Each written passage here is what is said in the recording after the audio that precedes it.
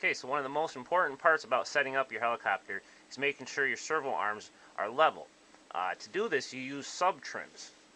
So now to set your sub trims using the Exceed transmitter, okay, so I've got the transmitters on, I've got the program running, I've already set up my throttle curves and my pitch curves for idle up, for stunt mode.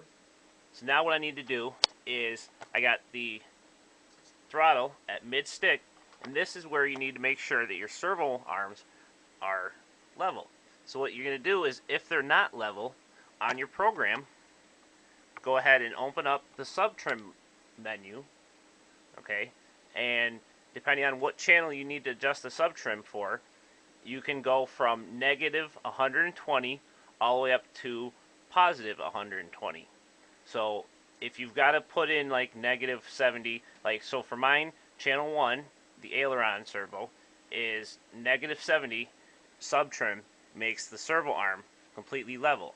Okay, and then for channel 2 it's negative 60, and channel 6 it's negative 90. But change one of them at a time, and to change it you would just, like if you want to change it to 70, you just change 70 and hit OK. And when you do that, you'll see the servo arm move. Okay, if you watch, I'm going to change that back to negative 70 and just put a negative in front of it. Click OK, and you can see that the servo arm moves right there. So it's instantaneous, changes when you're doing this on the computer here. And when you make all your changes and you like it, click Save, and you'll see here, go to your little file, just click Open, which is actually Save, and then it saves that setting on your transmitter as well as on that little file on your computer. Okay. Now, one other thing that when I first hooked up my transmitter, one of the things I was having a hard time is when I moved this stick, I couldn't get any movement up here, and it took me a while to figure this out. First thing I had to do was I had to go to Swash right here, and I put them all at 50%, and then click OK. But that, for some reason, when I first started setting up my transmitter, they were at 0.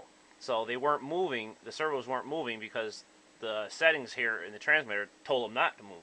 So that was just something that I wanted to mention here. And then one final thing, when you're setting your pitch for your maximum pitch, say when you initially set up your helicopter, and you've got that swash menu there and you put them all on 50, say originally when you set that all up, say you have 7 degrees pitch and you want 10 degrees pitch, what you got to do is go back into that swash menu there and just increase the numbers for all 3 channels. So like mine, I originally had them on 50, but to get the pitch that I wanted, I put them on 70.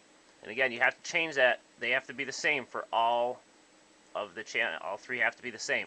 But that's how you increase or decrease the amount of travel that the swash plate has. And you can go from negative 100 all the way up to positive 100. But when you're doing positive numbers, you don't actually have to put the positive in there.